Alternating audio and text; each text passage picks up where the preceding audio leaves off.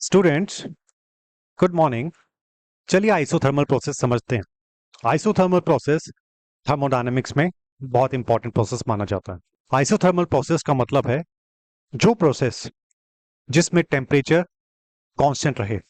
जो प्रोसेस हो रहा है, चाहे एक्सपेंशन हो रहा है या कॉन्ट्रैक्शन हो रहा है, उस पूरे प्रोसेस में सिस्टम का टेम्परेचर अगर कांस्टेंट रहता है, उसको हम आइसोथर्मल प्रोसेस बोलते हैं। अब एक चीज और समझने वाली है, अगर सिस्टम का टेम्परेचर, मान लिया कि एक मूवेबल पिस्टन वाला हमारे पास सिलेंडर है और उसके अंदर हमने गैस भरी हुई है, गैस के पार्टिकल्स टकरा रहे हैं इधर से उधर। अब हमने बोला इसका टेम्परेचर कांस्टेंट रहता है, इसका मतलब क्या हुआ? There is no change in the systems internal energy. जो गैस के मॉलिक्यूल्स हैं, उनकी इंटरनल एनर्जी में कोई चेंज नहीं आने वाला, क्योंकि इंटरनल एनर्जी में चेंज तभी आता है when there is change in the temperature. कोई इसकी कुछ वैल्यू होती है। टेम्परेचर चेंज होता है, चाहे पॉजिटिव हो या नेगेटिव हो। जब भी टेम्परेचर चेंज होगा, इंटरनल एनर्जी, जो गैस मॉलिक्यूल्स की इंटरनल एनर्जी है, उसमें चेंज आएगा। अब चूंकि हम टेम्परेचर को चेंज नहीं कर रहे, हम द चेंज इन टेम्परेचर उसको जीरो रख रहे हैं, मतलब टेम्परेचर कांस्टेंट है, यानी change in temperature is zero. इसका मतलब सिस्टम की इंटरनल एनर्जी में कोई चेंज नहीं आने वाला। अब थोड़ा फर्स्ट लॉ ऑफ थर्मोडायनामिक्स को समझते हैं। फर्स्ट लॉ ऑफ थर्मोडायनामिक्स क्या कहता है कि total energy of the system remains the same. हाँ, ये एक फॉर्म से दूसरे फॉर्म में ट्रांसफॉर्म जरूर हो जाती है, but the total energy of the system remains the same.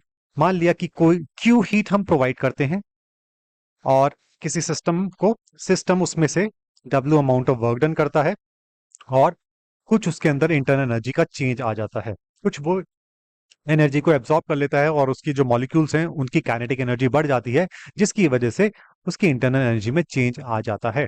चूंकि टेम्परेचर इज कांस्टेंट, तो ये जो चीज है that is the change in internal energy.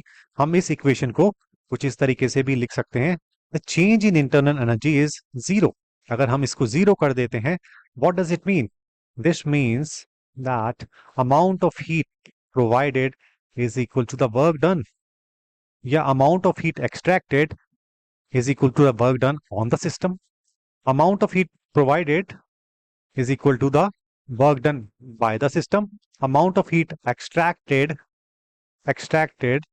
जिसको इसको बोल देते हैं provided is equal to the work done by the system. Amount of heat extracted is equal to the work done on the system. चलिए इसको कुछ इस तरीके से समझते हैं। मान लिया जैसे सिलेंडर, उसके अंदर हमने गैस भरी हुई है और ये मूवेबल पिस्टन है और ये एक्सपैंड करता है। दिस इज एक्सपैंडिंग, ऊपर की तरफ ये जा रहा है, एक्सपेंशन का प्रोसेस है। जब ये एक्सपैंड करेगा, व्हाट डज इट मीन? इसके जो गैस मॉलिक्यूल्स हैं वो फैलेंगे, उनको ज्यादा वॉल्यूम मिलेगी। There will be the change in the volume, volume में चेंज आने वाला है। और what about the pressure? Pressure इसका कम होने वाला है।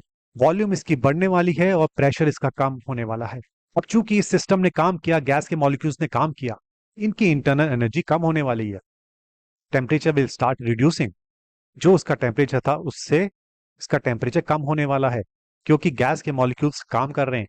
मान लिया कि इन्होंने 1 जूल ऑफ वर्क डन किया, गैस के मॉलिक्यूल्स ने 1 जूल का काम किया, तो उनकी इंटरनल एनर्जी 1 जूल से कम हो जाएगी।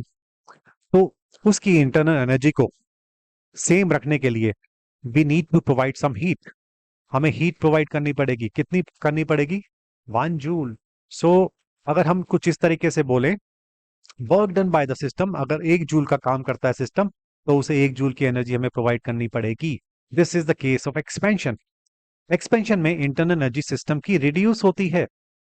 अब उस रिडक्शन को कंपनसेट करने के लिए हमें उतने अमाउंट की हीट प्रोवाइड करनी पड़ेगी ताकि उस सिस्टम का टेम्परेचर कांस्टेंट रहे। व्हाट आई मीन टू से, जब सिस्टम काम करता है तो उसकी इंटरनल एनर्जी रिड्यूस हो रही है, it is reducing. Internal energy reducing का मतलब क्या है? उसका टेम्परेचर कम हो रहा है, क्योंकि इंटरनल एनर्जी का बढ़ना या कम होना टेम्परेचर की वेरिएशन पे डिपेंड करता है।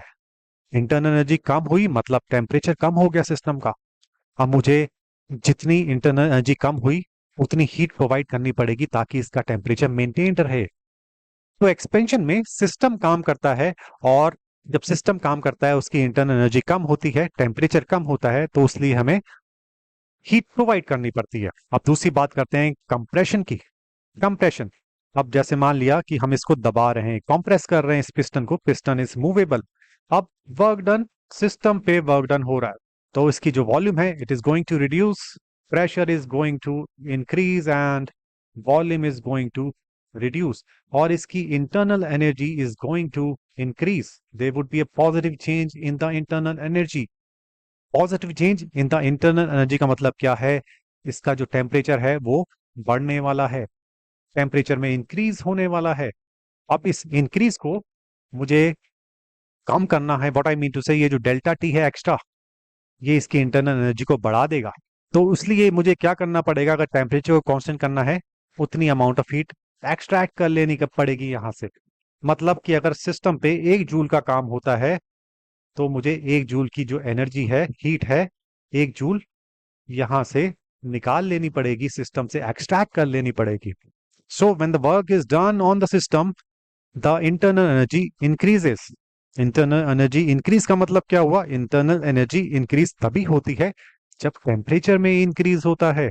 अब जितना टेम्परेचर में इंक्रीज हुआ, इंटरनल एनर्जी इंक्रीज हुई, तो अब मुझको ये टेम्परेचर एक्सट्रैक्ट करना है। व्हाट आई मीन टू से, जो इस टेम्परेचर इंक्रीज की वजह से जो एक्स्ट्रा एनर्जी आई उसको हमें एक्सट्रैक्ट करना है।